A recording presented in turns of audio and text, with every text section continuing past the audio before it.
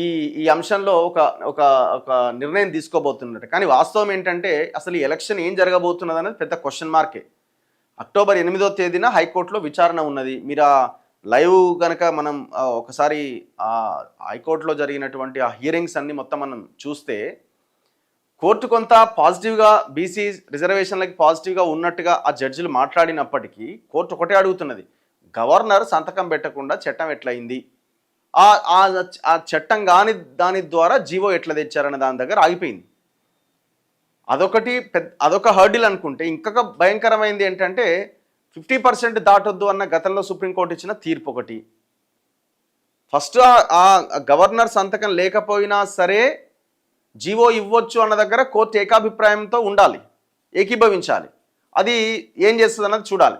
ఎందుకంటే కోర్టు మొన్న దాదాపు 4-5 సార్లు అదే క్వశ్చన్ పదే రేజ్ చేసింది. అది దాటినా మళ్ళీ 50% ఒకటి ఉన్నది. ఈ 2 హర్డిల్స్ దాటాలి. దాటితేనే 8వ తేదీన నిర్ణయం వస్తుంది, 9న నోటిఫికేషన్ రావడానికి అవకాశం ఉంటుంది.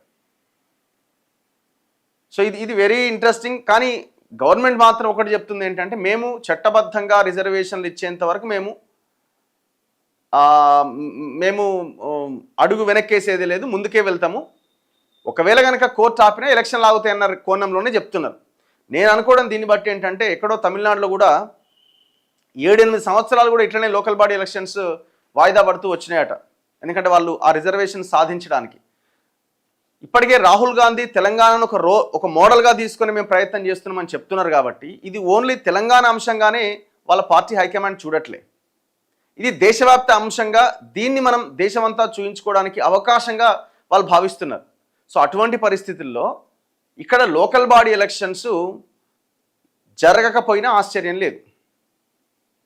అంటే అట్లీస్ట్ ఇంకొక 1.5 year వరకు జరగకపోయినా ఆశ్చర్యం లేదు, మొత్తానికి జరగకపోయినా ఆశ్చర్యం లేదు. ఎందుకంటే వాళ్ళు ఆ చట్టబద్ధంగా ఇచ్చినప్పుడే వాళ్ళకి ఏమైనా కొంత ప్రజల్లో సానుకూలత వచ్చే అవకాశం ఉంది.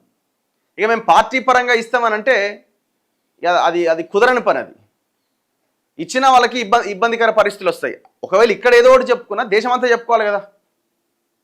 సో కాబట్టి కాంగ్రెస్ పార్టీ హైకమాండ్ ప్రధానంగా ఇక్కడ ఖచ్చితంగా చట్టబద్ధంగా రిజర్వేషన్స్ ఇచ్చిన తర్వాతనే ఎలక్షన్లకు వెళ్ళాలని వాళ్ళు భావిస్తున్నట్టుగా కనబడుతున్నది.